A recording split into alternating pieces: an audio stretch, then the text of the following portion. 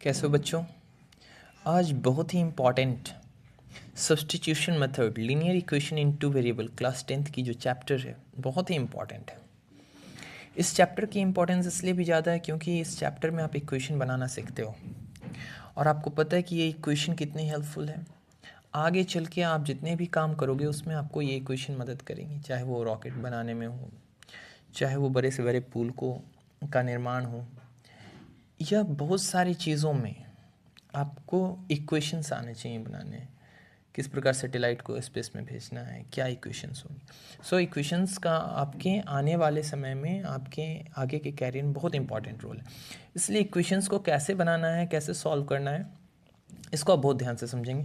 और अगर इस वीडियो में कोई नहीं समझा तो शायद उसे कोई नहीं समझा सकता, क्योंकि मैं इतने आसान तरीके का प्रयोग करूँगा जिससे जिसको कुछ नहीं आता उसके भी समझ में आ जाए। तो सबसे पहला इक्वेशन सॉल्व करने का, linear equation in two variables को सॉल्व करने का हमारा जो मेथड है वो है सब्स्टिट्यूशन मेथड। सब्स्टिट्यूशन का मतलब क्या होता है ये आप इस प्रकार समझिए। पहले तो देखिए ये हम क्वेश्चन लिख लेंगे। ये हमारा क्वेश्चन है x + y = 14, x - y = 4। इसको आप इस तरीके से सिंपल कर देंगे क्वेश्चन 1, इसको इक्वेशन क्या कर देंगे 2। अब आप यहाँ लिखेंगे फ्रॉम इक्वेशन 1, क्या लिखेंगे बच्चों, फ्रॉम इक्वेशन 1, फ्रॉम इक्वेशन 1।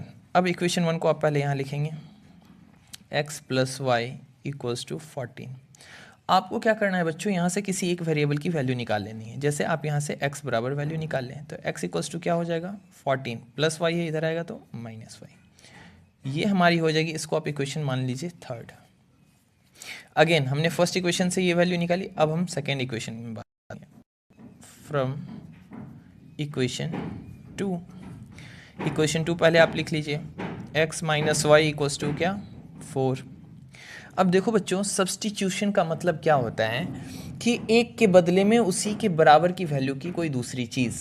जैसे आप कभी दुकान गए होंगे दवा खरीदने में, अक्सर ऐसा होता है कि आप जिस कंपनी की मेडिसिन लेना चाहते हैं वो नहीं मिलता, तो आपको दुकानदार क्या बोलता है कि देखिए सर, ये जो कंपोजिशन आप ले जा रहे हैं इसी कंपोजिशन में हमारे पास एक दूसरी मेडिसिन है, ये उससे और बेहतर है, आप इसको ले जाइए, वही काम करेगी। या फिर कभी तुमने बुक शॉप पे गए होगे तो वहाँ मान लो RS अग्रवाल तुम गए और वहाँ RD शर्मा मिल रही थी, या RD शर्मा खोजने गए और RS अग्रवाल मिल रही थी, तो शॉपकीपर तुम्हें बोलेगा कि सर ये बुक भी बहुत अच्छा चलता है, आप इसको ले जाइए।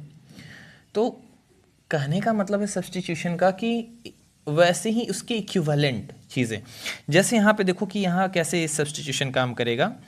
जिस प्रकार यहाँ x = हमने वैल्यू निकाली है 14 - y। What does it means? It means that 14 - y is equivalent to x.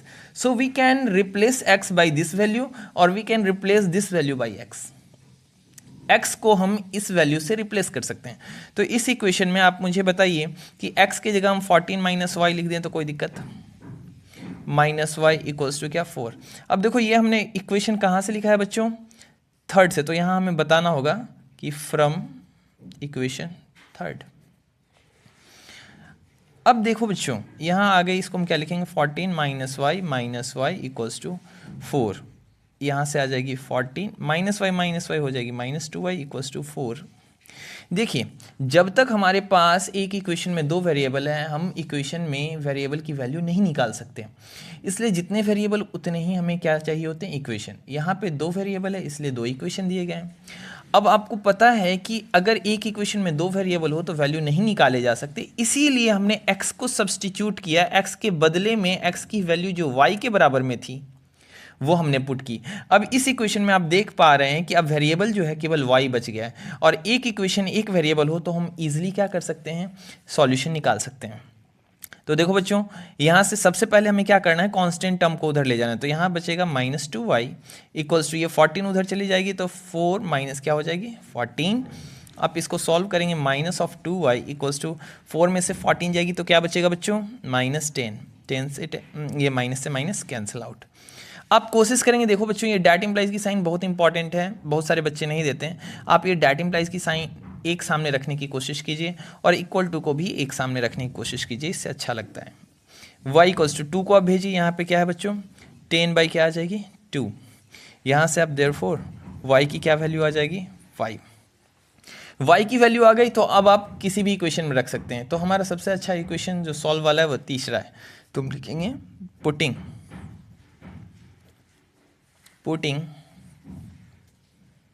The value of y in equation third. तो पहले इक्वेशन थर्ड क्या है वो लिख लीजिए, x equals to 14 minus y, यहाँ से y की वैल्यू आप रखेंगे तो 14 माइनस 5, यहाँ से क्या आ जाएगी बच्चों 9। तो देयरफॉर आप लिख सकते हैं या हैंस कर दीजिए, hence x equals to 9 and y equals to क्या आ जाएगा बच्चों, y हमने निकाल रखी है 5, यही हमारा क्या हो जाएगा आंसर। अब आप देखिए, आप x 9 और y 5, आप इसको बिना आंसर के भी आप चेक कर सकते हैं, आप इक्वेशन में जाके चेक कीजिए, यहाँ 9 और 5 है, देखिए x की जगह 9 और y की जगह 5, 9 5 14, इक्वेशन सेटिस्फाई हो रहा है, अब सही है। दूसरी इक्वेशन को भी चेक कर लीजिए, 9 माइनस 5, क्योंकि x की जगह 9 है और y की जगह 5 है, 9 माइनस 5 4, इक्वेशन सेटिस्फाई है। डैट मीन्स कि आपको आंसर चेक करने की ज़रूरत नहीं है, आपके पास जो वैल्यू आई है आप यहीं से चेक कर सकते हैं कि आपने सही बनाया या गलत, क्योंकि एग्ज़ाम में आपके पास आंसर शीट तो होगी नहीं जिस प्रकार आप बुक में पलट के चेक कर लेते हैं। आई होप स्टूडेंट्स की सब्सटीट्यूशन क्या मतलब होती है, क्यों इस मेथड का नाम सब्सटीट्यूशन रखा गया, और किस प्रकार हम इसको इजी वे में सॉल्व कर सकते हैं, ये आप समझ पाए। इस पे डिफ़िकल्ट क्वेश्चन हम लेके आएंगे, पहले ये आप समझ गए कि किस प्रकार सॉल्व होगा, आप इसकी स्क्रीनशॉट ले लेना, ठीक है बच्चों।